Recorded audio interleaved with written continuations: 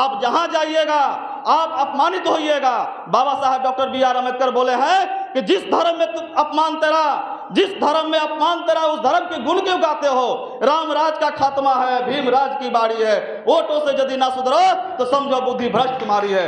आज जो हम लोग भारत देश में जी रहे हैं, आज जो है हमको जो हक अधिकार बाबा साहब डॉक्टर बी.आर. अम्बेडकर साहब दिवाए हैं, बाबा साहब का विचारधारा और हमारे जगत गुरु रविदास महाराज जी का विचारधारा, तथा बुद्ध का विचारधारा, सभी का लोगों का, हमारे महापुरुषों का विचारधारा लगभग बराबर मिलता था। बाबा साहब ने कहा शिक्षित बनो, संगठित रहो, संगठित रहो, संघर्ष करो। और हमारे गुरु महाराज जी ने कहे विद्या धन अर्जित कीजिए, स्वावलंबी बनिए, नशा मुक्त बनिए। उसी चीज को हमारे तथागत बुद्ध भी कहें, बुद्धम शरणम गच्छामि, संघम शरणम गच्छामि, धम्मम शरणम गच्छामि।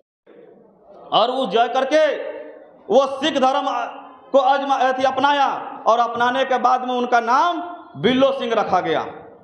और फिर उसके बाद में वहाँ बिल्लो सिंह कहने लगा, तो फिर बिल का मतलब मालूम चला कि बिल हम हो गए।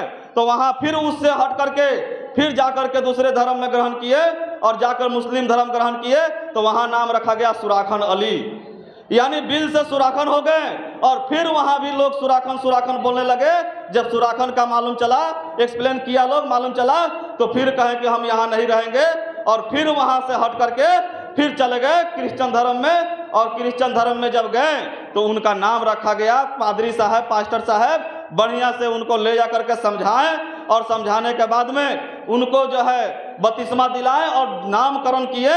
तो नामकरण रखने के बाद उनका नाम रखा गया मिस्टर होल, यानी बिल से मतलब जो है कि सुराखन हो गए, सुराखन से बड़ा होल हो गए। उसी तरह से चमार बिरादरी के लोग आप जहां जाइएगा आप अपमानित होइएगा। बाबा साहब डॉक्टर बी.आर. अम्बेडकर बोले हैं कि जिस धर्म में अपमान तेरा, जिस धर्म में अपमान तेरा उस धर्म के गुण क्यों गाते हो। राम राज का खात्मा है, भीम राज की बारी है, वोटों से यदि ना सुधरो तो समझो बुद्धि भ्रष्ट तुम्हारी है।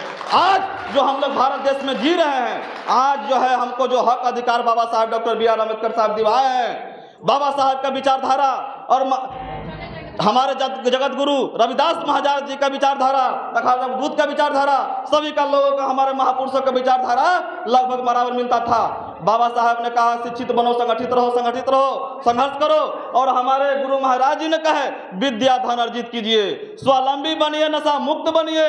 उसी चीज को हमारे तथागत बुद्ध भी कहें, बुद्धम शरणम गच्छामि, संघम शरणम गच्छामि, धम्मम शरणम गच्छामि। तो हमारे कहने का मतलब यह है कि हम जिस समाज में जी रहे हैं, इशारा भी हो रहा है, कहने के लिए बहुत कुछ है लेकिन इशारा हो रहा है। हमारे कहने का ये मतलब है कि आप जहां भी रहे टाइट रहे और आपका नेतृत्व समाज जो है चल पड़ा है। आज हम लोग जो है यहाँ बिहार शरीफ में यहाँ आपके पास हम लोग आए हैं। हम लोग अनेकों सम्मेलन किए, सब जगह 10,000, 15,000, 12,000, 8,000 का भीड़। ये पहला मतलब जो बिहार शरीफ जिला अध्यक्ष जी से भी बोलेंगे कि नेक्स्ट टाइम जो है इसको भव्य रूप से मतलब जो है कि प्रोग्राम को किया जाए, अन्यथा हम लोग सोचने पर बाध्य हो जाएंगे। इसका मतलब कि काम उतना ठीक से नहीं हो रहा है, हर जगह मतलब जो है कि अच्छा काम हुआ है। तो नेक्स्ट टाइम ये भीड़ जो है 10 का पार होना चाहिए। और हम लोग यही कहना चाहते हैं कि चमार बिरादरी में बहुत सारे सुर महासुर हुए, बहुत सारे मतलब जो है कि एक से एक गुणवान हुए।